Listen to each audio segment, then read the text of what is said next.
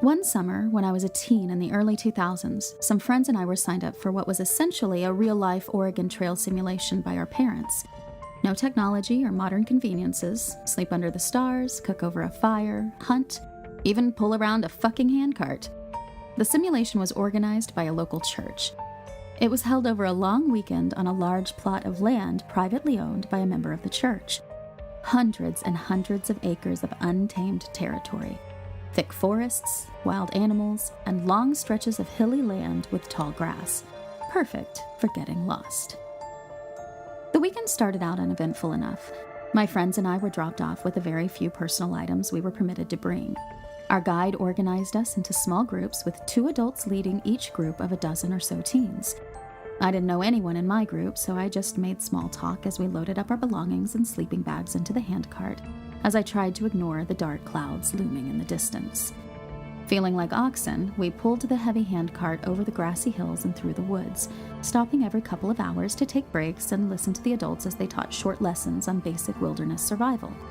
For one lesson, the guide released 3 chickens, and we were instructed to catch the chickens so we could slaughter them and eat them for dinner. It was barbaric to us city kids, but we did as we were told. Except we could only find 2 chickens. We searched and searched, but only found random tufts of bloody feathers. The guide shrugged it off, assuming something else had caught it first.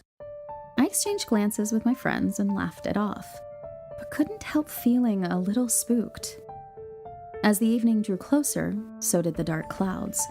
Wind howled and thunder shook the ground while the storm clouds plunged us into premature darkness. I was scared. We didn't have umbrellas, rain boots, or any protective outerwear since we were dressed in 1800s-style clothes for authenticity. We had somehow gotten separated from the other groups and were helplessly lost. One of the adults was trying to call the guide on his brick-like cell phone, but the storm and spotty reception prevented calls from going through. "We'll be fine," he assured us. As if on cue, sheets of heavy rain pounded onto our backs and the field was quickly flooded due to the sudden introduction of rain. Soaked to the bone and miserable, I glared off into the darkness while I pushed the heavy cart. And then I saw it. A pure white figure standing perfectly still and shining in the distance. I blinked and looked away, thinking that the thick rain and flashes of lightning combined with my fear of the storm were playing tricks on my eyes. I shouldn't be able to see anything that far away in this darkness, I thought. I totally imagined it. I glanced over again, but it was still there, closer this time, like a white statue of a tall man with its head tilted ever so slightly to the side. I tried to grab the attention of the boy next to me, Mike, but the deafening thunder and howling wind made verbal communication almost impossible. I tried to ignore the figure, but like an idiot, I kept looking back. Every single time I looked, it was closer. But how? I never once saw it move. It was so solid-looking, not pale or see-through like paranormal entities are described to be. The figure had no discernible features, yet I could feel its eyeless face staring at me. And was that blood dripping from its invisible mouth? Panic was setting in. The storm had literally blown away our campsite. We couldn't get a hold of anyone to help us. People were slipping and getting injured. Our rations were ruined. Lightning was surely going to strike the cart. And whatever the fuck this white figure was kept inching closer. I squeezed my eyes shut as hot tears streamed down my face. I felt something pull hard on the hem of my dress and I fell to the ground, banging my knee on a sharp rock. I yelped in pain. That's when I felt it. A large hand firmly gripping my shoulder. I froze. We were in the middle of a field and hadn't seen anyone for hours, and Mike and I were bringing up the rear of the group. No one was behind us. I didn't dare look behind me. I gripped the wet cart and with as strong of a voice as I could muster, whispered, "Leave me alone." I felt the hand lift. Still too petrified to open my eyes, I blindly pushed for a moment until the sound of thunder, rain, and wind suddenly faded away, as if someone had pressed mute on the soundtrack of this nightmare.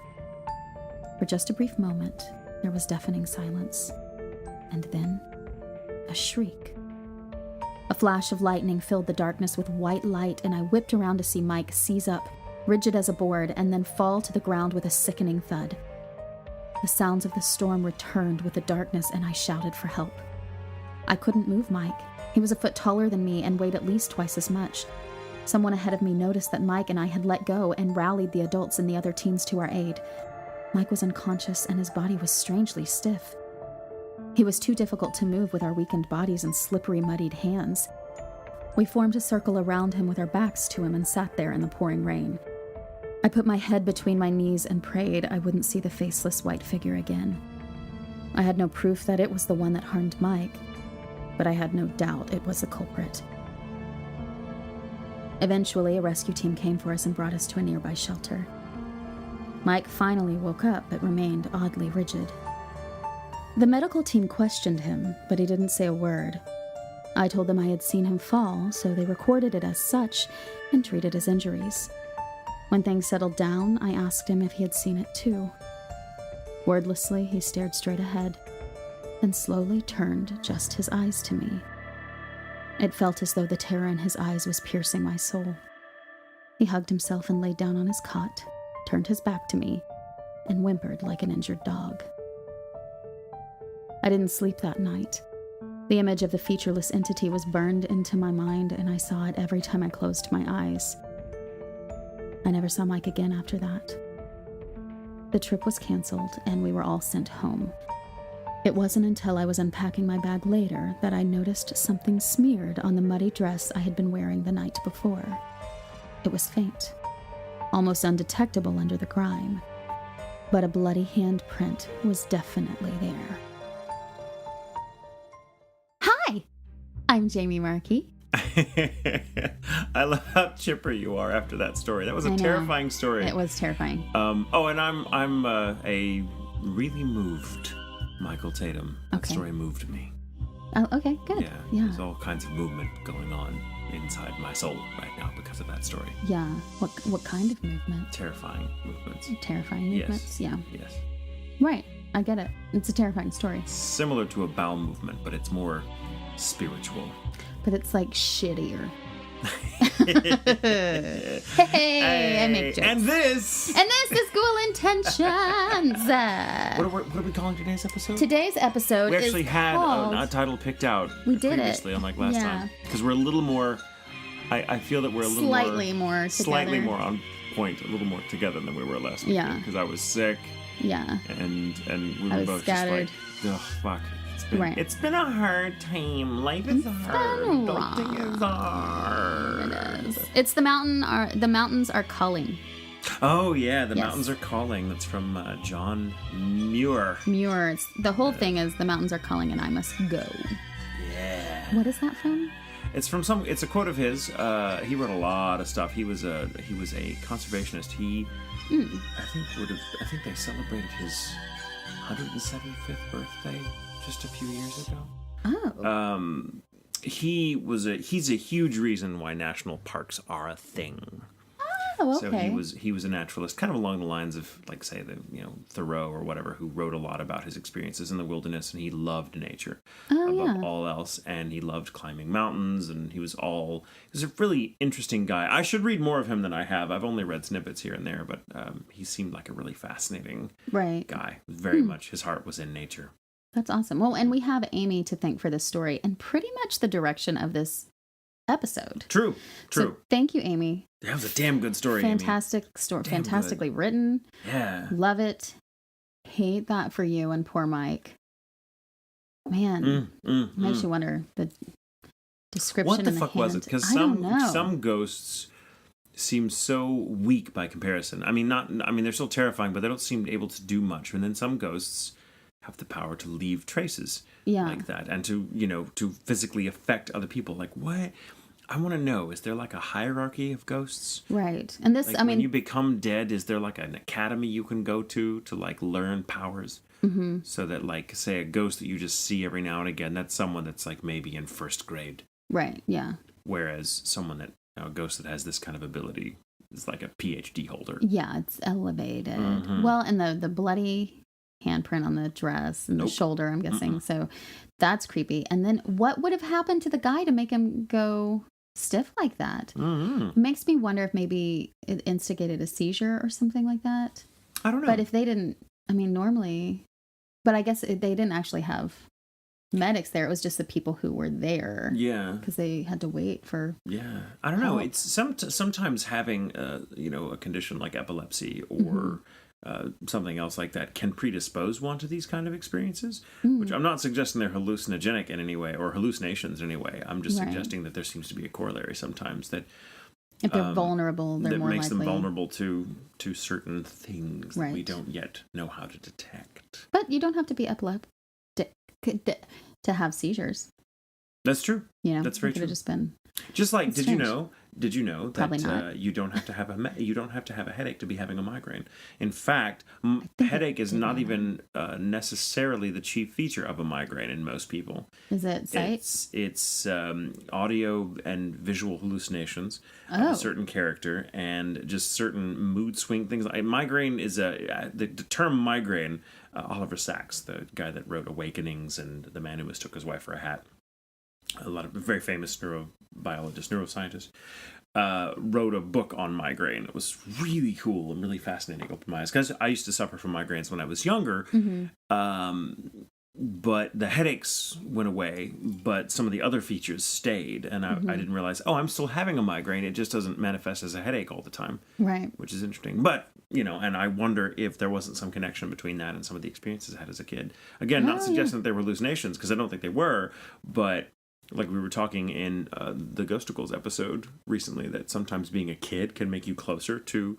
Right. You're more in touch with that third eye, so to speak. Well, you haven't built up the walls. Exactly. You haven't been conditioned out of those tendencies by life.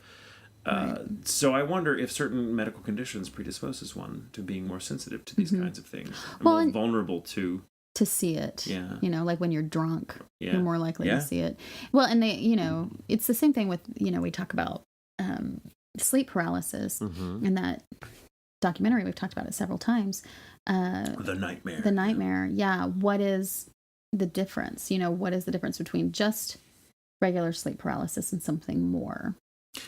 Well, the difference is the narrative, we tell about it. Because on some people, it's like, and that's what that documentary is so interesting, is because on the one hand, they interview multiple people who suffer from repeated, constant, like every night, sleep paralysis.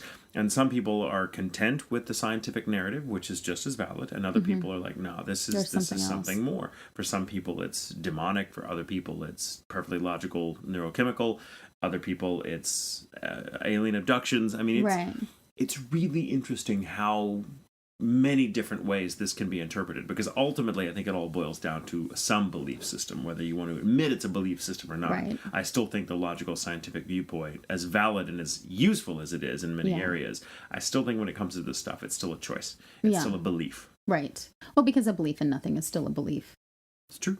So that's true. So you are doing this. Oh, well, keeping with this sort of nature thing, the nature theme, especially with the mountain, I am doing a kind of well-known story. It's the Dyatlov Pass. Yay! I hope I said it correctly. I just wanted to kind of give it kind of the Russian... We say it. Dyatlov. Dyatlov Pass. I like it. What do you know about the story? I know a fair amount because I watched that movie and then I was like, No, I haven't seen the movie. Is it a fictionalized account? Yes. Yeah. Okay. Yeah.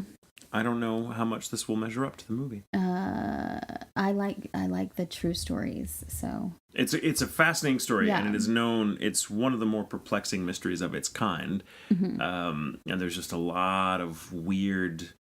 I don't know whether I'd classify it paranormal or true crime. There's certainly odd features about what happened that make it difficult to explain. Why not both? Right? They're not mutually exclusive categories. That's right. That's what I'm saying. Okay. Well, so the Dyatlov Pass incident essentially involved that between the 1st and 2nd of February, this was in 1959, 9 experienced ski hikers died mysteriously while trekking through the Ural Mountains of Siberia. The members were all either students or alumni of the Ural Polytechnic Institute, hoping to earn the coveted Grade 3 hiking certification, the highest such accreditation then available in Soviet Russia. So they were experienced hikers. To get the Grade 3, you had to have hiked in wintry conditions, I believe, at least 300 kilometers total. Wow. Okay. And these are were they from the States? No. They were all from Russia. They were all Russian. All Russian, judging from their names. You're not going to hear many of their names because I can't pronounce most of them. I want to You're going to hear a each. handful of them, but they're all like, they're just like with me just sounding like I had ripped out my tongue and was asking for water. So, after months of planning, they had set out to reach the slopes of Mount Otorten, a name given the imposing peak by the indigenous Mansi people, meaning roughly Mountain of the Dead. Now, supposedly, red this charming... flag. Well, and exactly. Now, supposedly, this charming little moniker referred to the barren soil and harsh climate. Not a lot of life in this region. But given what befell this ill-fated group of young men and women, all experienced outdoor enthusiasts, Otorten might just as well have been an omen. Now, the pass is named Dyatlov for the expedition's leader, Igor Dyatlov, a 23-year-old radio engineering student at the Ural Polytechnic. And the expedition's leader, he assembled a team of 8 men and 2 women and felt optimistic they could reach the mountain on foot from the village of Vizhai in just a matter of days. And at just under about 80 kilometers away, Vizhai was the closest human habitation to Otorten, and the group's last chance to enjoy what little civilization they could before plunging into the unforgiving wilds of a Siberian winter with only their wits and equipment to keep them safe. And that was fun for them. And mind you, well, this was their passion. This was their passion. I mean, they're young, they're brilliant, and they love being in the outdoors, and they're getting to trek an area that hadn't been trekked a lot. In a Russian winter. Well, that's, they were used to Russian winters. They were Russian. I don't know. Are you trying to suggest they asked for this? I'm not saying it's what they were wearing. I'm saying that... It is definitely not what they were wearing, but that will come into play. Yeah, right. Okay. You know what I'm saying. Anyway. So on January 25th, while on the train en route to Vizhai, one member by the name, and I'm going to fuck this up, Zenaida Kolmagarova, wrote great. in her journal, quote, "I wonder what awaits us on this hike.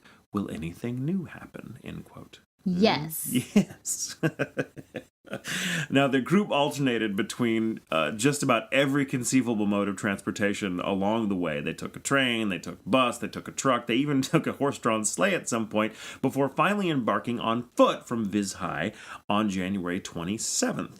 Now, on January 28th, one of the group members, a guy by the name of Yuri Yudin, had a bad knee that began acting up. He also suffered from rheumatoid arthritis and from a congenital heart condition, which is thought to have contributed to his ideas. Like he told them basically, I can't continue. This is going to be too much for me. I'm sorry. I overestimated.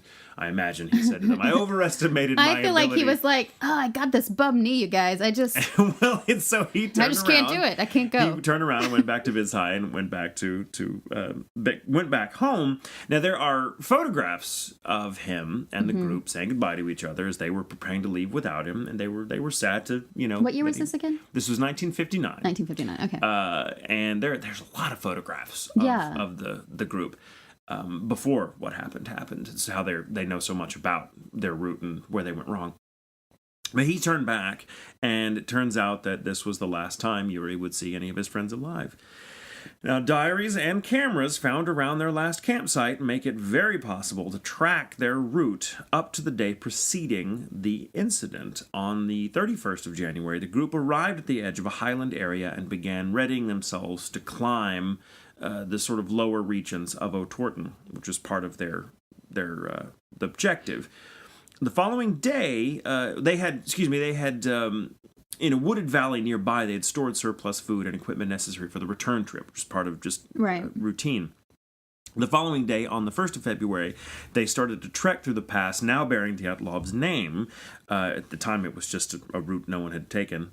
or not very many people knew of. It seems they had planned to get over the pass and make camp on the opposite side that night, but a raging snowstorm impeded visibility and forced them off course by about 2.6 miles. There are some photographs. Slightly off course. Yeah, 2.6 miles. That's a lot. Jesus. That's a lot. Yeah.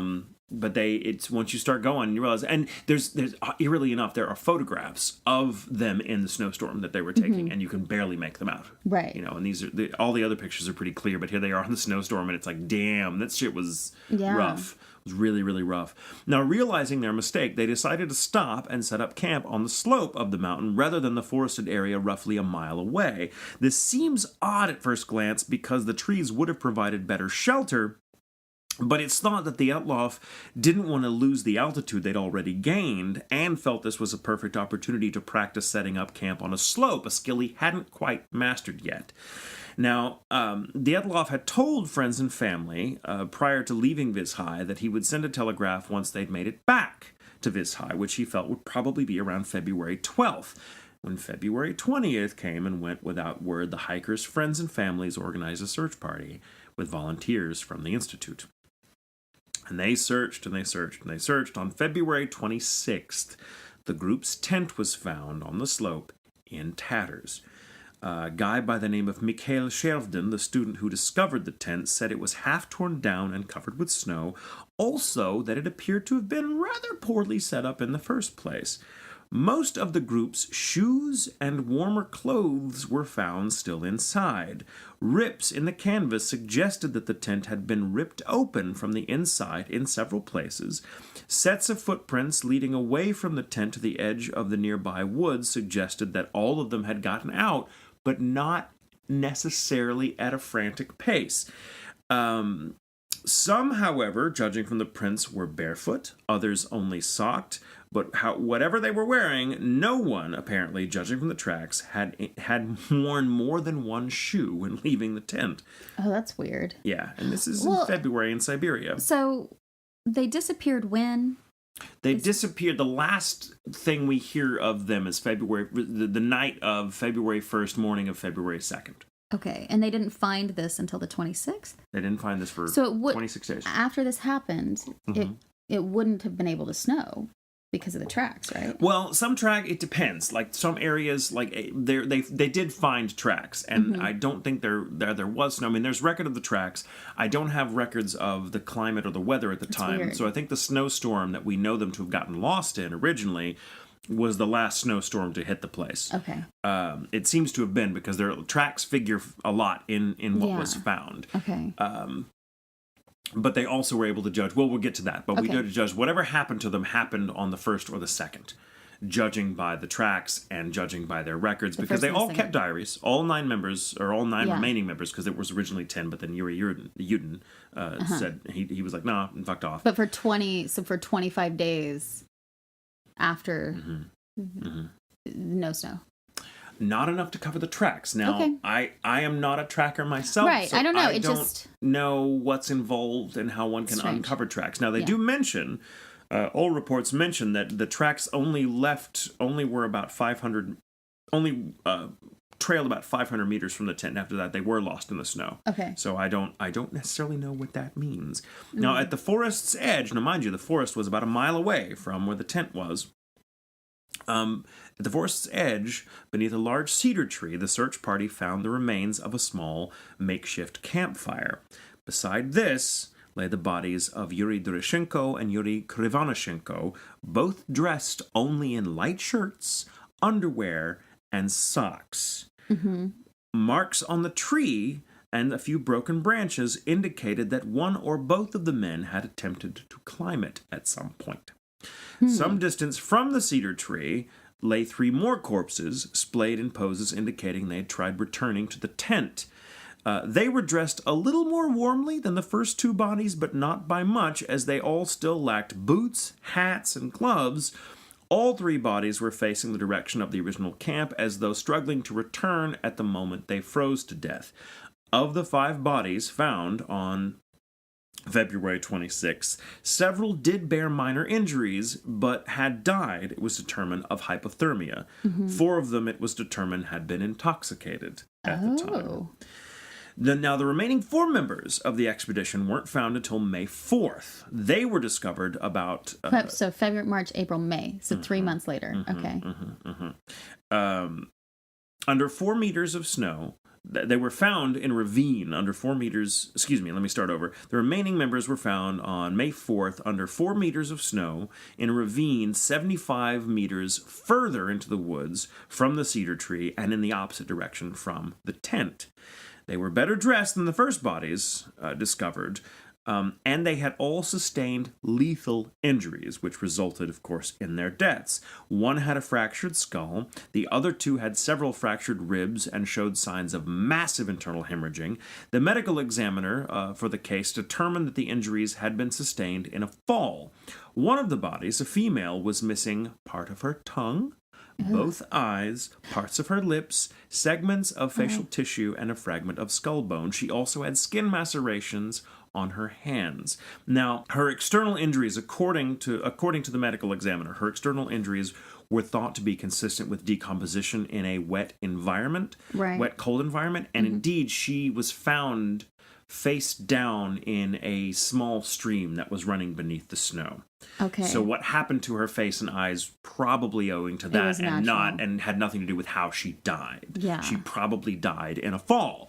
The last of the 4 bodies had a broken nose and a deformed neck, but seems to have survived the fall and died of hypothermia much later than the other 3.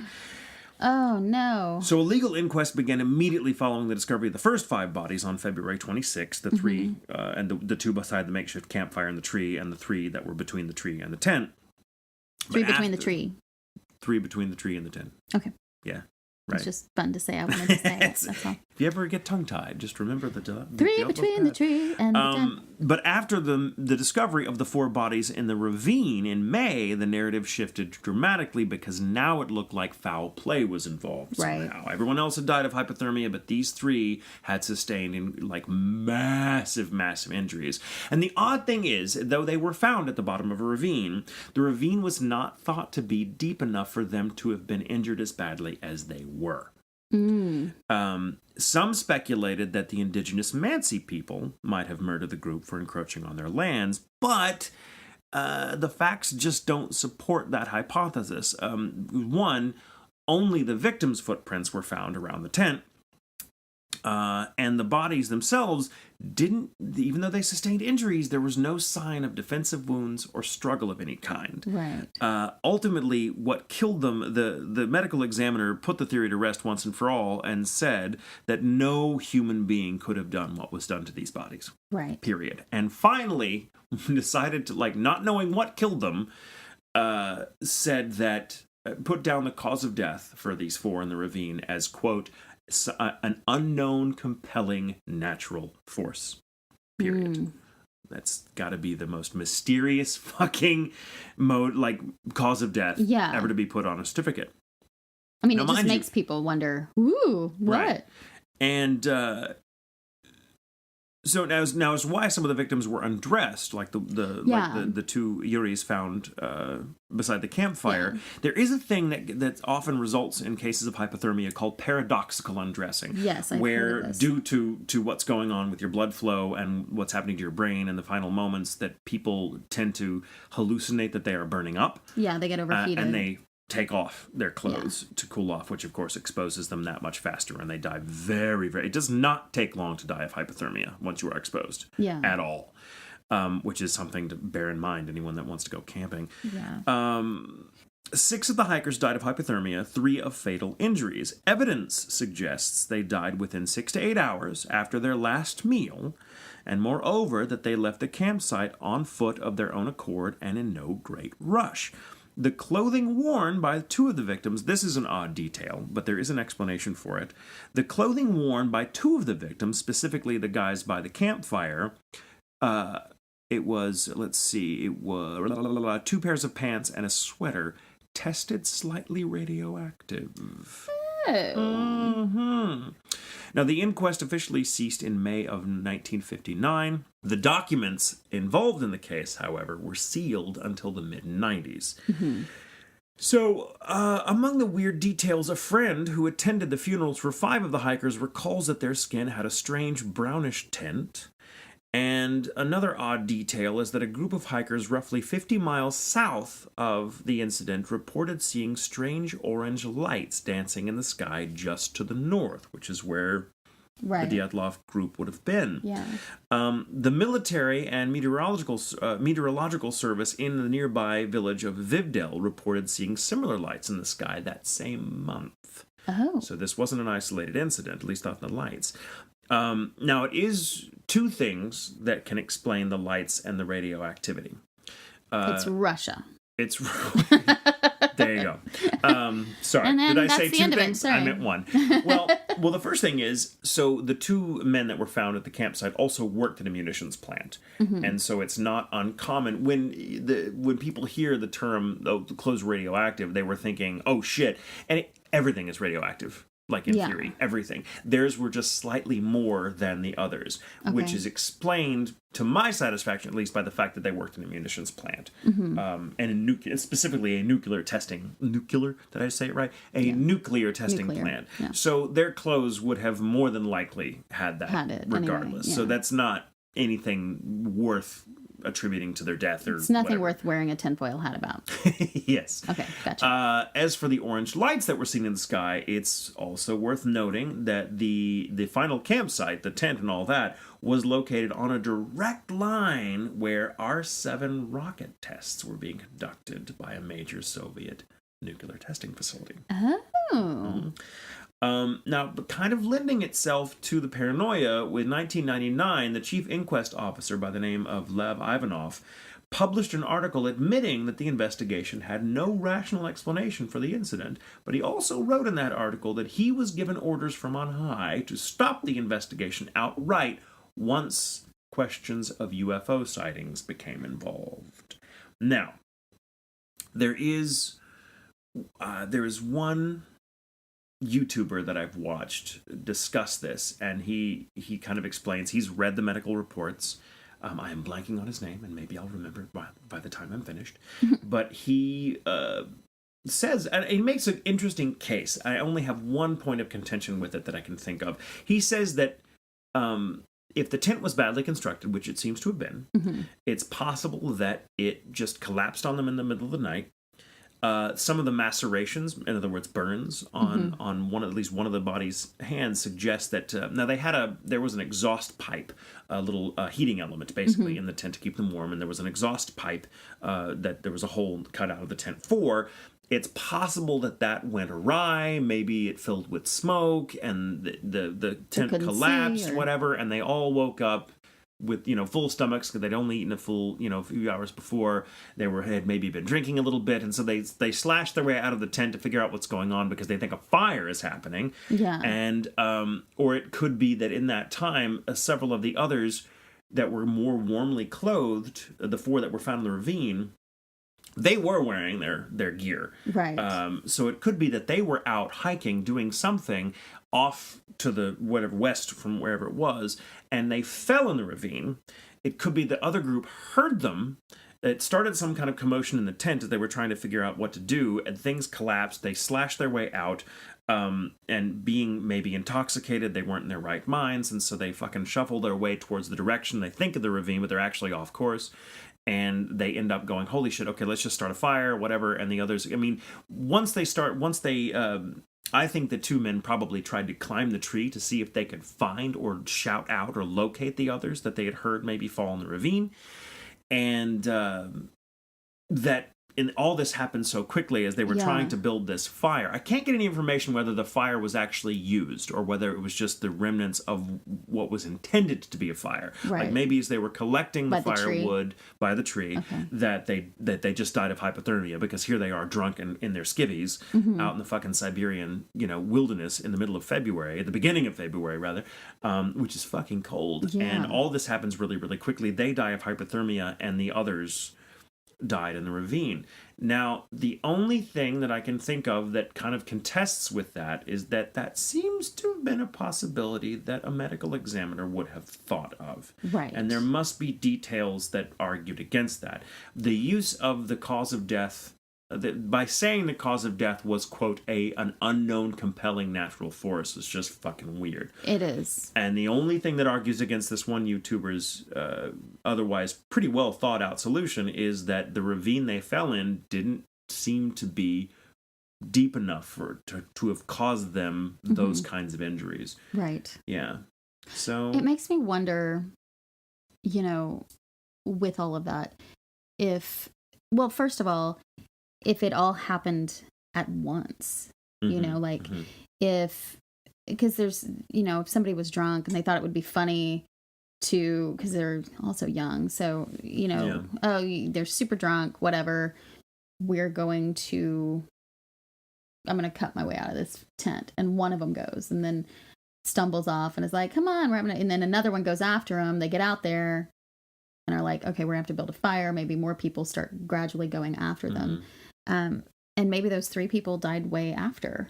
Could be. I don't know. It's weird. It's also worth mentioning that because they were off course by so far, their tensions could have been really high in that tent because they were pissed off because now it was going to cost them perhaps more time and more equipment or more provisions than they had prepared to get this. And it could be that happened. I mean, who knows? Yeah. But it's also worth it's also bear in mind that it seems like several of them slashed their way out of the tent. It wasn't just one person. Okay. So who knows? So it's the suggestion is that the tent fell on them and they had to slash their way out. Well, because once the tent's collapsed on you, you can't find the door necessarily. Yeah, if they put it together during a storm and just were trying to get it up, to get some shelter, that would explain that. Yeah, if it fell on them. But why the fuck would they slash their way out of the tent before gathering their warm clothes? Yeah. Even if they're drunk, I think, my God, someone in that tent had to have been sober enough to be like, whoa, Yuri, come here. Put your fucking clothes on. Heads up, it's cold outside. Well, and then they take the time to start a fire. Now, nobody goes out fast either. They're going slow according to the tracks. But here are my suspect things. Okay. 1, I find it hard to believe it did not snow between this happening to them and almost a month later. Yeah. So this track thing, I'm suspect. It's suspect to me. Well, also they may have said it, but I don't. They may have said it, but I'm not a tracker, so I don't know. But I think once tracks are made in the snow, I think they can tell tracks are there even after they've been snowed on because it changes the indentation. Like once there's an absence of snow, it fills in. Like the levels are different, and so experienced trackers can find tracks that have been in the snow for weeks sometimes. Yeah. Now I had heard, depending. I mean, I don't know where that comes from. I think it's from the medical report that they found those tracks though, or from at least one of the. Okay. Yeah, because the tracks are how they knew. The tracks are how they found the campfire, which was a mile away. Okay. Mind you, so. Well, I also heard that the people who had warmer clothes on that were found in the ravine were wearing other members' clothes. Yes. So that's also weird. I've read, there's 2 things about that, which I didn't include it because it seemed kind of confused depending on who I liked. They weren't wearing, it seems, what some person suggested is that they were wearing each other's clothes. In other words, the 4 that were in that ravine were wearing each other's clothes. So it's possible that after they had fallen or died, or whatever, whoever who died of hypothermia, had taken the clothes of the people who had died to get warmer. Try to get warmer. Okay, that makes sense. I think is what happened. Now, I don't have proof of that. Right. But it seems weird. It does that. There's so many little elements of this that just don't quite add up. And I would like to also, someone who speaks Russian to read what that says. Because where that's the translation, but maybe in Russian it's not as extreme. It could just be unknown circumstances, but not, circumstances beyond our knowledge, and when it's translated, it sounds a little more dramatic than that. So it could be something lost in translation there too. But everyone seems to agree that that's what it means. Now, maybe that's just one piece of this information that's just gotten really popular because of the narrative it creates, but I don't know. Yeah. I think it's safe to say it probably started with some drunk dudes. It does a lot of wrong shit does. Yeah. But I will say the two biggest things about it that are so mysterious for most people are the lights, the UFO sightings, and the radioactive clothing. The radioactive clothing bit has been explained away, I think, pretty well. And as far as like the wounds on some of them, I don't know.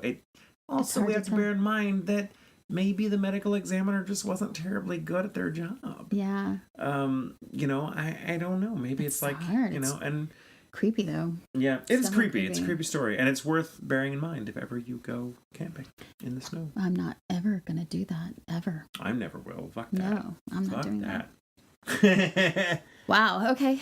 Thanks, Michael. You're welcome. Okay, so my story, I'm also taking from the cold read today, is about the Oregon Trail. It's just a theme and variations. It's just a theme. Yeah. So, you know, I get curious. And I start, I'm like, let me look at that. And then I go, curiosity is a good thing. It's good for what we do. Right. Right. And then, you know, we get to tie it together. So, nice. Okay. So in 1800, America's western border reached only as far as the Mississippi River. Boom, that was it. Following the Louisiana Purchase in 1803, the country nearly doubled in size and pushed its western edge past the Rocky Mountains. Yet, the wilderness known as Oregon Country, which included Oregon, Washington, and part of Idaho, still belonged to the Brits. A fact that made many Americans eager to settle the region and claim it for the United States. Protect it from them right. Fancy talking British folk across the pond that weren't really there. They just wanted it. Landlords. That's right. They were. What is it when you move in and you just stay there? Squatters' rights. Squatters. Yeah, they got squatters' rights. That's what happened. They got squatters' rights. That's how the West was won. That's how all America squatters' was. rights. That's Europeans just came over and were like, do you have a flag?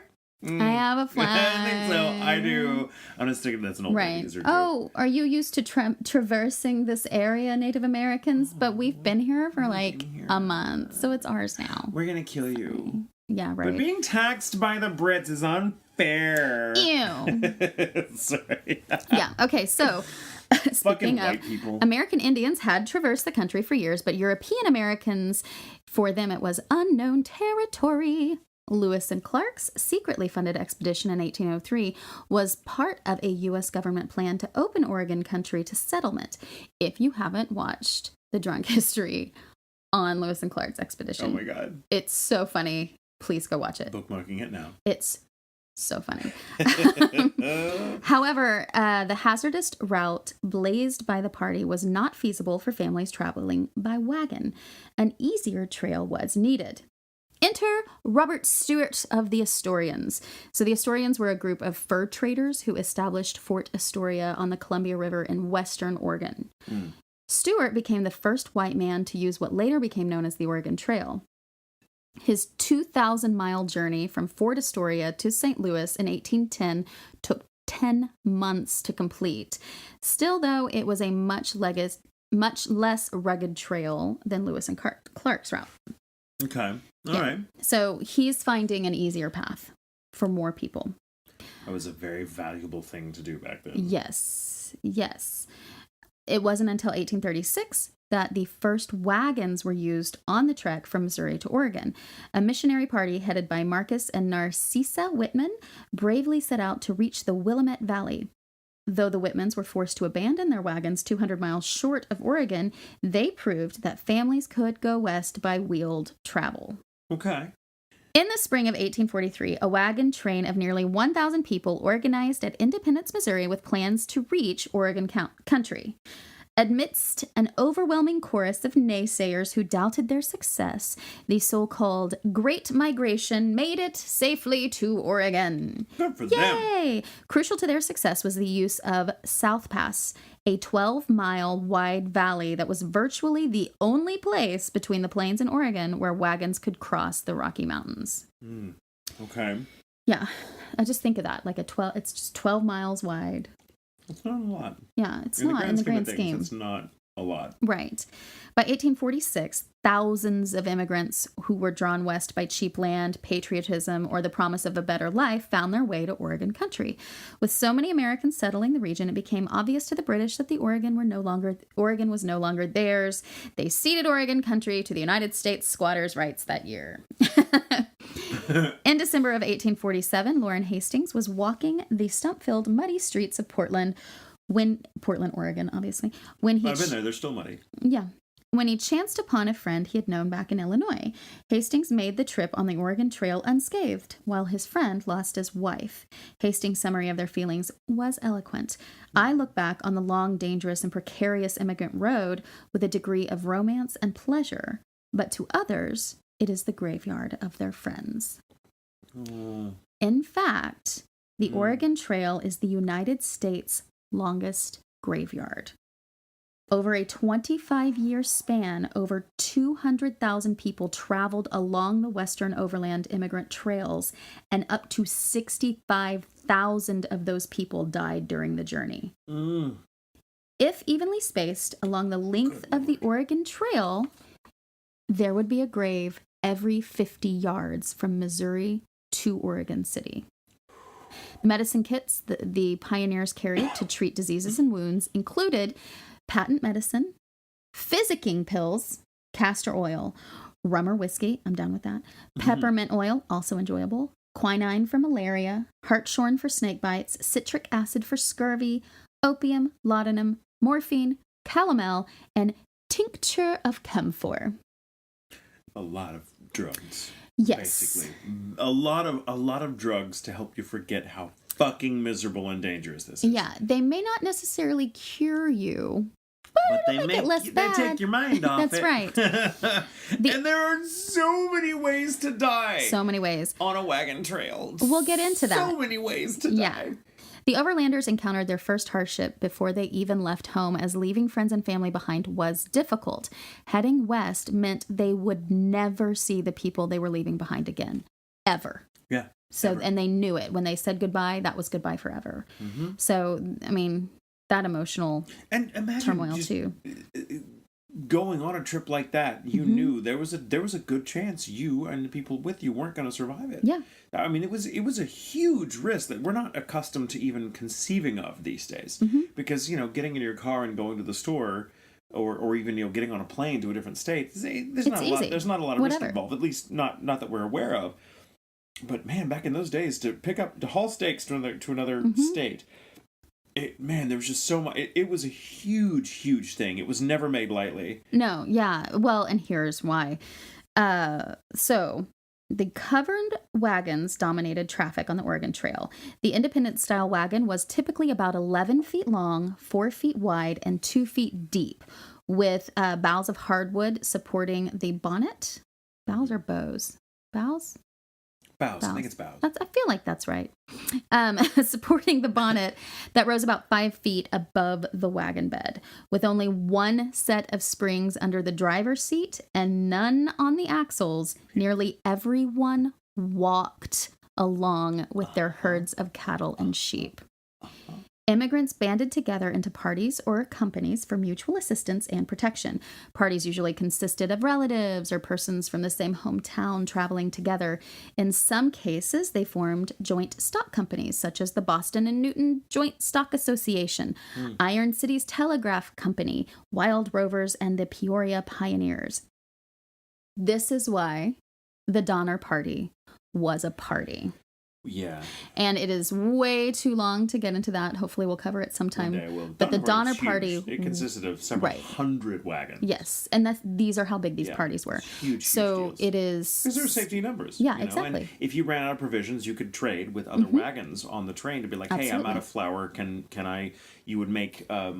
you would make, or at least the women would kind of deal among themselves, like, hey, can we owe you, say when we get to the new place, we'll owe you a head of cattle if you'll let us, have some molasses or sugar something. Or whatever, things like that. Yeah. So. Yeah. Yeah. Organization was required to ensure a successful journey, like you were saying. The most successful groups had a written constitution, code, resolutions, or bylaws to which the immigrants could refer when disagreements threatened to get out of hand. Almost all wagon trains had regulations of some sort, and almost all groups elected or appointed officers. The regulations typically included rules for camping and marching and restrictions on gambling and drinking.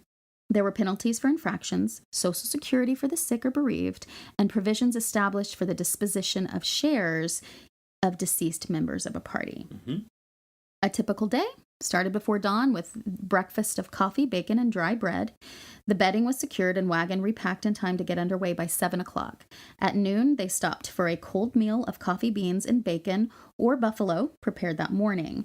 Then back on the road again. Around 5 in the afternoon, after traveling an average of 15 miles, walking 15 miles, they circled the wagons for the evening. The men secured the animals and made repairs while women cooked a hot meal of tea, boiled rice with dried beef or codfish.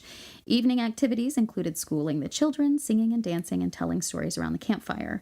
Some trains insisted on stopping every Sunday, while others reserved only Sunday morning for religious activities and pushed on during the afternoon. Resting on Sundays, in addition to giving the oxen and other animals a needed break, also gave the women of the of the train a chance to tend to their domestic chores. As if they weren't doing enough. Please fucking wash my clothes, Mom. And the laundry was a big deal. Every second of their fucking day was regimented. And the laundry was a big deal, as the dust on the trail pervaded every article of clothing exposed to it. Occasionally, a wagon train's arrival at a source of clean water was enough to prompt a special stopover for laundry day. And it's not like you changed clothes every day. You were wearing the same thing every day, and then when it was laundry day, you had something else to wear while everything was getting cleaned. But your traveling clothes, that was it. It was it. It was just one. It's like your gym clothes. You never Exactly. wash those. Maybe I do. Maybe once. Oh well, dudes don't. Oh, Like we maybe. really? Maybe once every couple of months. What? Your gym clothes? Yeah. But they're the dirtiest. You get stinky in those. That's why you don't want to buy, because you'd be washing them every fucking day if you had to. Well, That no, seems you like a just have waste. more than one outfit. Nah, but once you find that, This isn't the Oregon once you Trail, find- Michael. it might as well be. I guess so. There should be the Oregon Trail like CrossFit gym. Ugh, God. You wake up to bacon and beans, and you have bacon and beans for lunch. I mean, it's Maybe not. some buffalo. I mean, I'm not opposed to that part. Basically, the paleo diet. It's true. It's very true. Let's talk about how it worked out for them. But They first, died of dysentery. I'm going to say that so many times. so many times. Marriages and births were actually still special occasions on the trail, and there were a surprising number of both on the journey. Weddings were common either at the jumping off spots of, or for those romances that bloomed along the trail, on the Platte River at Fort Laramie. A tongue-in-cheek conspiracy against the privacy of newlyweds by older weds was called a chivalry. Virtually every train had expectant Virtually every train had expectant mothers, and their newborns were often named for natural features, events, or important days. There is one story of an orphaned baby who was passed around from breast to breast so that it could be fed. So it's sweet and sad. Leaving behind keepsakes, heirlooms, or wedding gifts was a painful reality many immigrants had to eventually face. Articles too precious to leave behind in the East were later abandoned along the trail to spare weary oxen. And they weren't allowed to carry a lot anyway. They couldn't. No. Because the oxen couldn't keep it up. Exactly. There's those pounds They add up, so quickly. Because they have to have provisions for like pots, pans, clothing, money they may have, bedding, all that stuff. So those silver candlesticks, it's not important. Those stay behind. Yeah. Hard stretches of the trail were littered with piles of leverites, items the immigrants had to lever right here to lighten their wagons. I was like, Leverites. Leverites. The tiring pace of the journey, 15 miles a day, almost always on foot, got to many an immigrant. There's a story of Elizabeth Markham who went insane along the Snake River, announcing to her family that she was not proceeding any farther. Her husband was forced to take the wagons and children and leave her behind, though he later sent their son back to retrieve her. When she returned on her own, her husband was informed that she had clubbed their son to death with a rock. He raced back to retrieve the boy, who was still clinging to life, and on his return found that his wife had taken advantage of his absence to set fire to one of the family's wagons. Jesus Christ. Right. It's just like setting your house on fire. That's basically what she did. I mean, I've heard of people that resist aerobic exercise. But that's taking it a bit far. It is. It's true. Oof. Perils along the way caused many would-be immigrants to turn back. Weather-related dangers included thunderstorms, lethally large hailstones, lightning, tornadoes, and high winds. So, you know, your story from the beginning, that's not that far off. This seemed, you were on the trail. You were having an experience. You were having an experience. And ghosts. I mean, and whatever that fucking white figure was with the blood coming out of its invisible mouth. The dust on its trail itself could be 2 or 3 inches deep and fine as flour.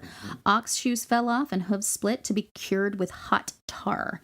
The immigrants' lips blistered and split in the dry air, and their only remedy was to rub axle grease on their lips.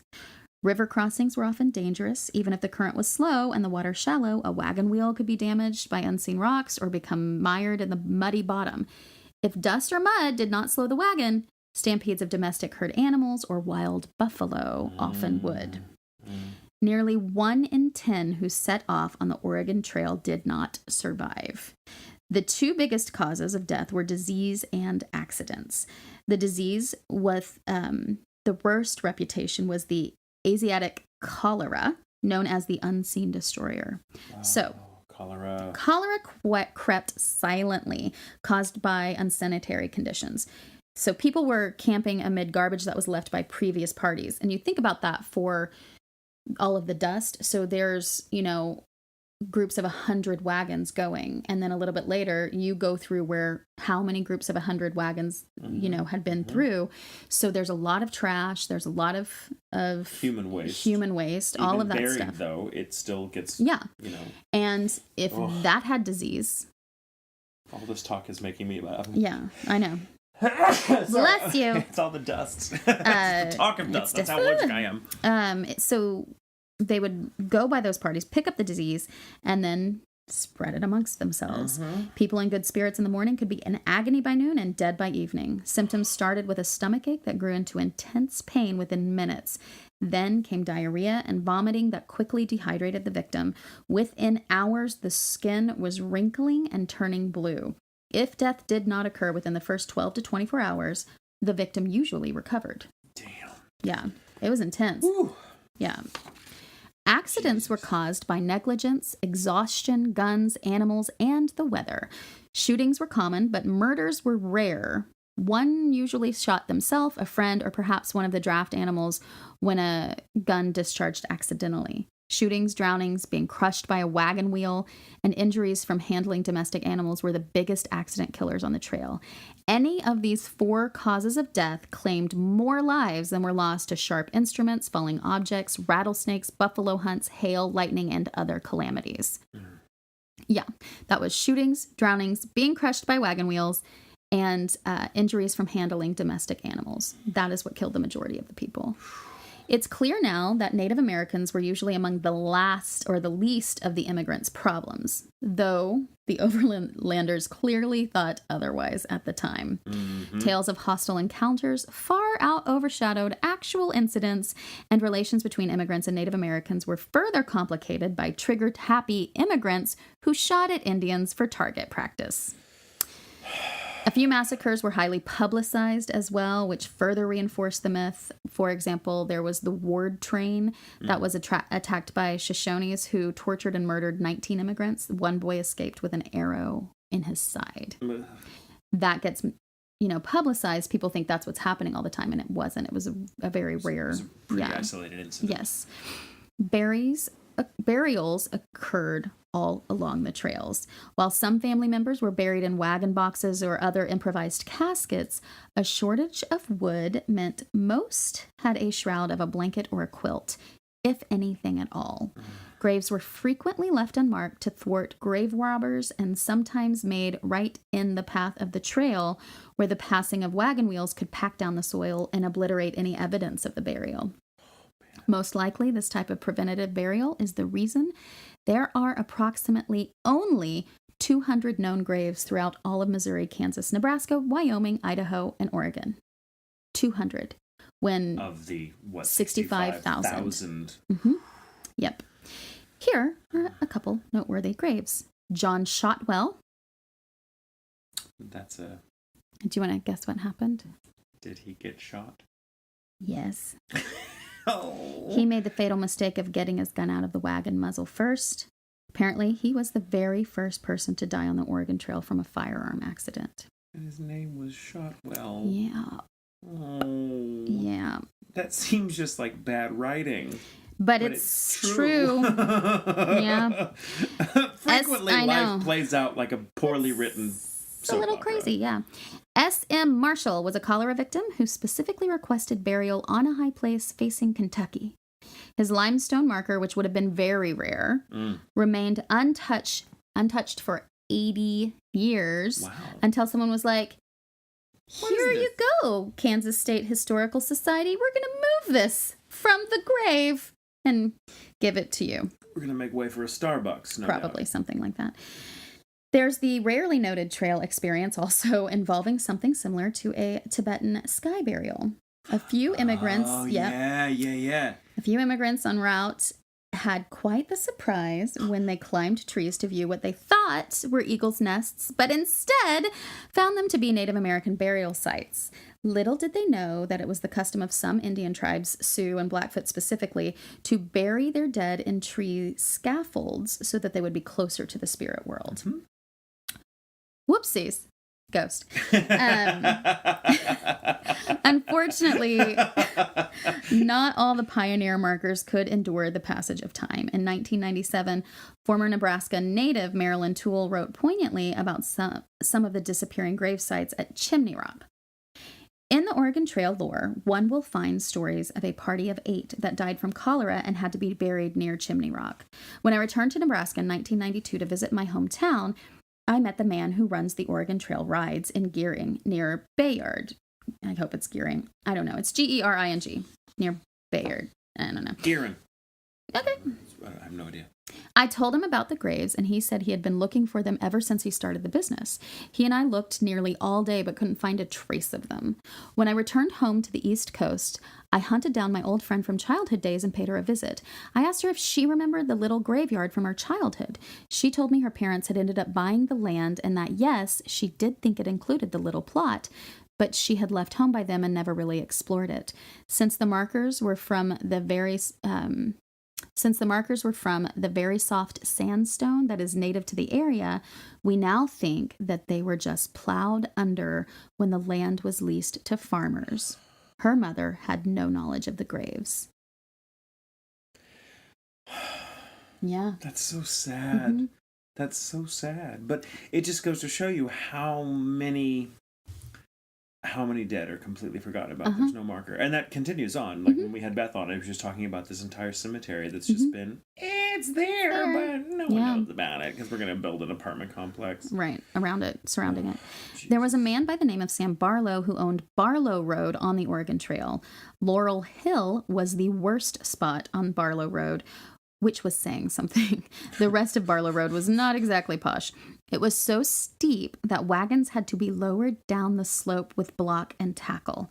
Some of these parties hadn't brought strong enough rope, and more than a few wagons hurtled down the hill to end up in a messy and often bloody wreck. And, to add insult to injury, each party had paid Barlow the then pricely sum of $5 for permission to use the road, which he had blazed in 1845.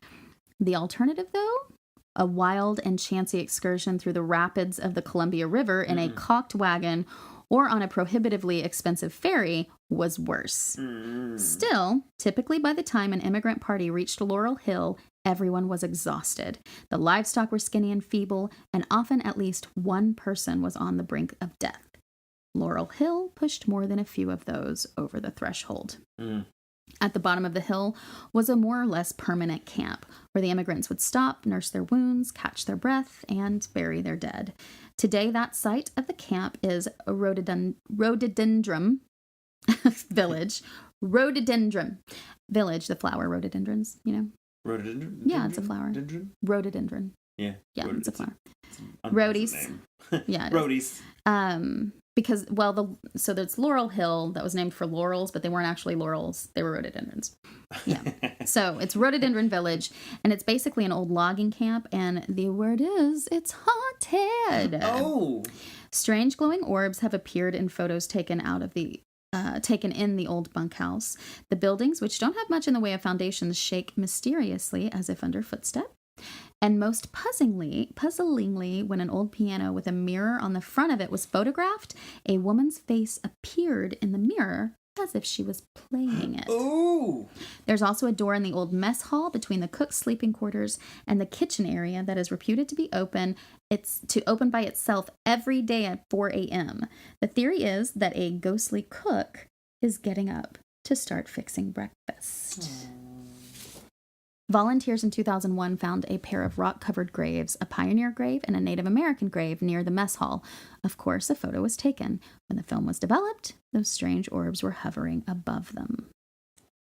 And there are stories like this, haunted houses, stuff like that, that are connected to the Oregon Trail. Different weird stuff that happens, and there's just so much of it, and it's so much area that I can't cover all of the hauntings. That's just an example. And here, I wanted to do this more because I found this story that is told by an old settler who was on the Oregon Trail. It's an excerpt from Charles Dawson's book, Pioneer Tales from the Oregon Trail in Jefferson County. It was published in 1912. Dawson lived in Jefferson County, Nebraska, for more than 40 years and personally knew many of the pioneers who traveled along the Oregon Trail. So he collected these stories and, to the best of his ability, and some of the stories too, there were certain incidents that there were different recollections of it. So he tried to put it together, but this is one man's story of what happened to him. Oh, yes. Okay. Yes. It's kind of long, so bear with me, but it's great. I'm in.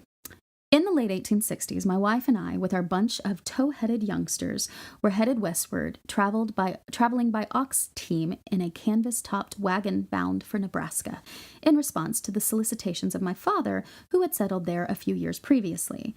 Crossing the Missouri River in the early days of spring at St. Joseph, we joined one of the first caravans of immigrants going westward over the old Oregon Trail.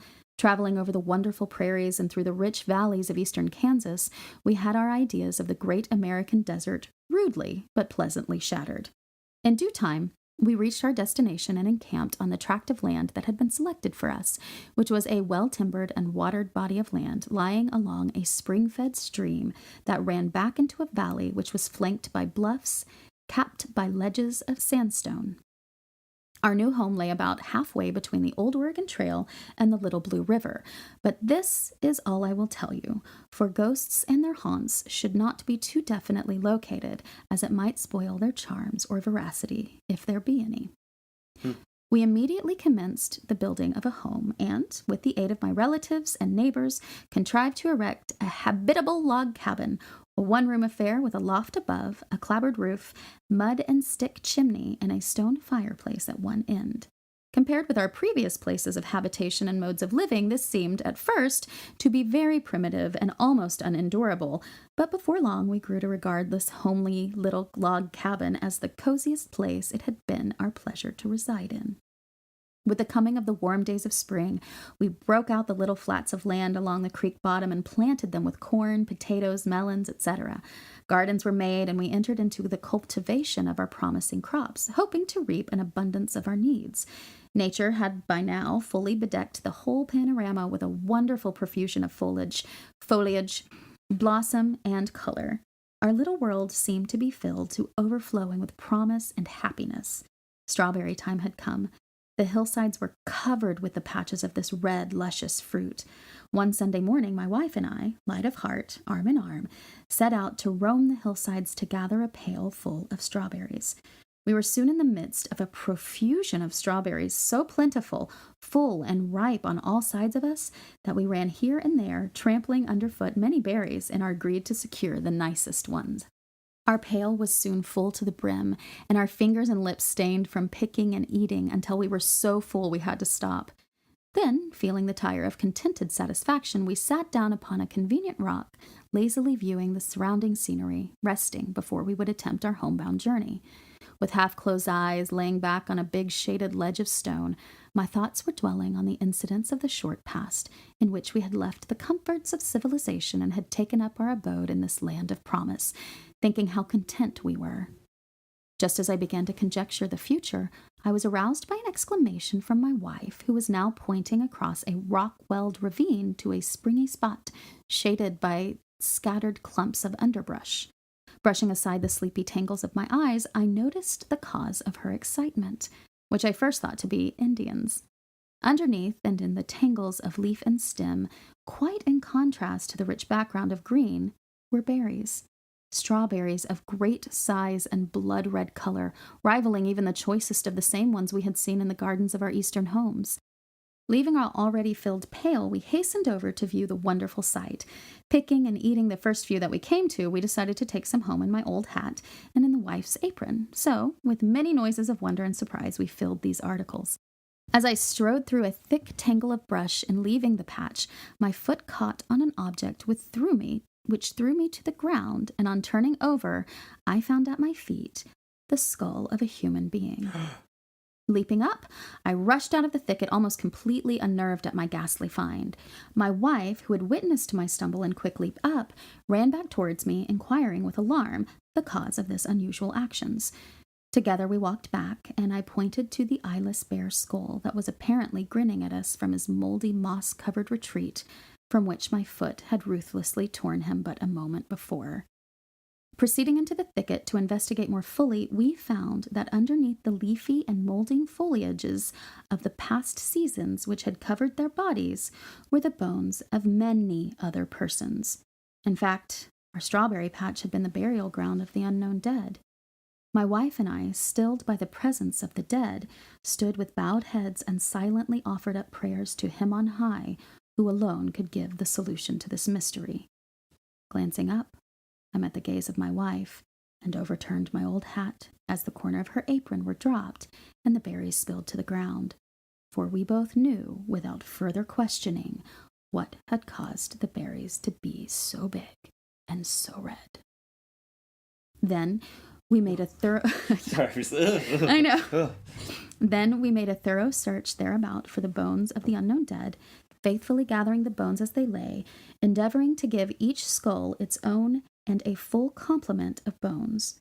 Finally, we felt that this duty had been performed, and the result was 12 skeletons, which we judged were a party of immigrants of men, women, and children. After considerable labor, a grave was dug and the bones placed within, and filled up with earth and stones covering the top to mark and protect the graves. Thoroughly tired by our toil, we wended our way homeward, conscious that we had fulfilled our duty to those poor unfortunate beings by giving them at least a burial. After supper, we gathered on the doorstep of the twilight of the evening, feeling content and peaceful, when there came an uncanny, weird moan or cry, like that of a woman or child in the depth of anguish or despair. Listening in awe, I awaited the repetition of that mournful sound. Soon it came.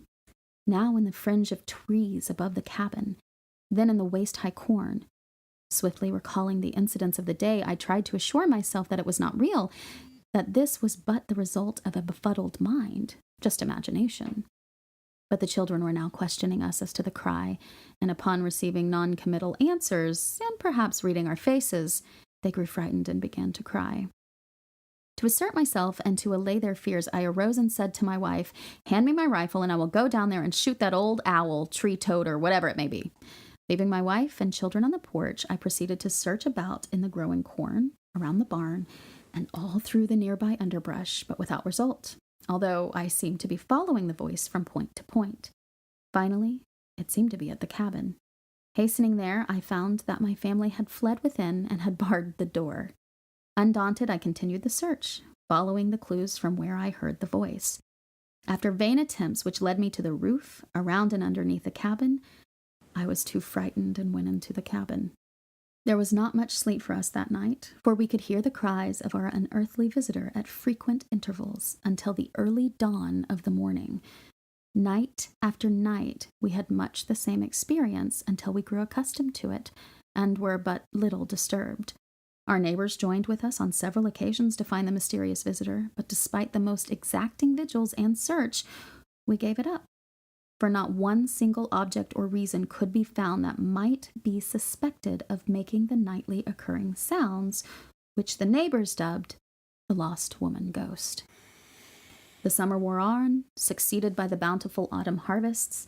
We should have been happy and content, but the nightly visitor had worn on our nerves. So after the harvest had been gathered, I was only too glad to sanction the wife's suggestion that we go and live with my father down on the Little Blue River for the winter, as it was too lonesome away up here by ourselves. We spent the long winter down there, hunting and trapping, returning occasionally to see if everything was all right at our homestead, but never staying overnight, so we did not know if our unwelcome guest had departed or not. With the opening days of spring, we moved back, for our crops needed to be planted and tended, and the first night of our return was celebrated by the usual performance of the unseen voice. Of course, this was annoying, but what could we do? Then there was no harm resulting, so we settled down, accepting the situation as best we could. Strawberry time came again, and we started out once more to search the hillside and ravines for the big red berries. Our wanderings brought us to the burial place of the unknown party of people that we had found a year ago.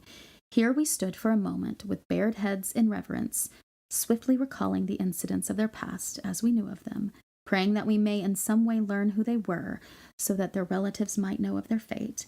And we realized the improbability of this, so we turned away with dimmed eyes and continued to ascend the hill.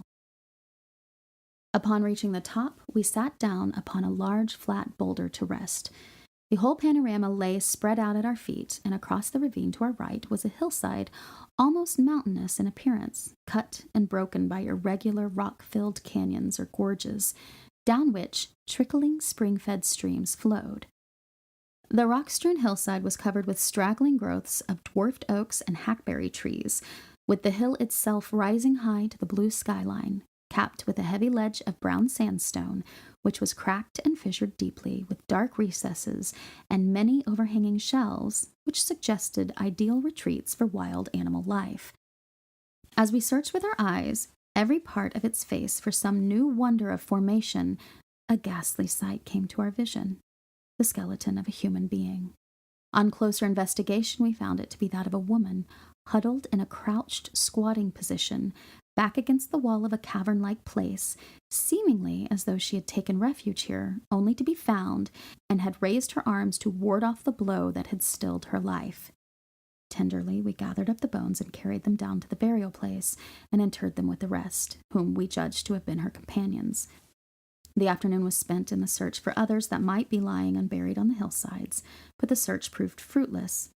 Our only other find being a few piles of fire-warped wagon irons and charred woodwork, near which lay bones of oxen, many having the wooden yokes still around their necks.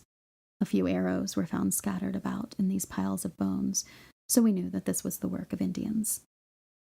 In the twilight of that evening, I sat upon the broad doorstep of our cabin, thinking of all these things, the part we had played, and who these people might have been. Then came the thought: could there be any connection between them and the ghostly visitor? If so, perhaps it would give me an answer tonight. Though I waited and meditated long into the night, I was in one way disappointed, for the voice did not come that night, and never again afterward. So to me, the mystery has deepened as the years have gone by.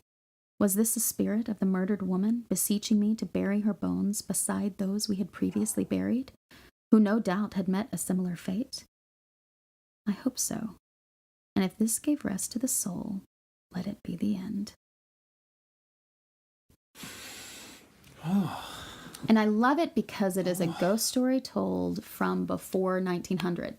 Yeah. And a real ghost story. And a real one. Like, oh, by that's so good. Yeah, I was so like, good. I just want to read this story so bad. So thank you for letting me. Can you even imagine, like, finding this little homestead and setting up, and then being like, oh, bones in the garden, or bones here, like, that visual image of them with, like, full of strawberries and realizing why they were just letting them fall. Nope. Yeah. Nope. Thank you. Those are corpse berries. No, thank you. They're corpse berries. Corpse berries. Oh. Sounds like a cereal. Seriously, though, they're probably delicious. I mean, well, yeah, that phosphorus. Right. It's like the grapes that grow on Pavalia. Mm-hmm. Ooh. Yeah. So that is the Oregon Trail. Oh, the longest graveyard in the United States. That's some freaky shit. It is. And you just think of all of the ways, how many people died. And how often it happened and in groups and stuff, you know, like that. Of course, the Native Americans, it was rare for this to happen, but it did happen. There's some tribes were very hostile, understandably. Right. But it's something we take for granted now, that like taking a trip in those days of this kind, like, was such a life change and was such a risk. Oh yeah. That it's not even conceivable to us anymore for most of us here in the West. Yep.